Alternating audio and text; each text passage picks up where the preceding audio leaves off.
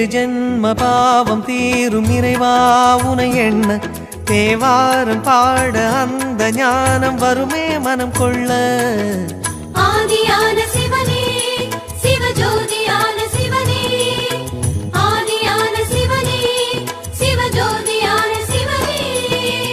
ஏழு ஜென்ம பாவம் தீரும் இறைவா உனை எண்ண தேவாரம் பாட அந்த ஞானம் வருமே மனம் கொள்ள.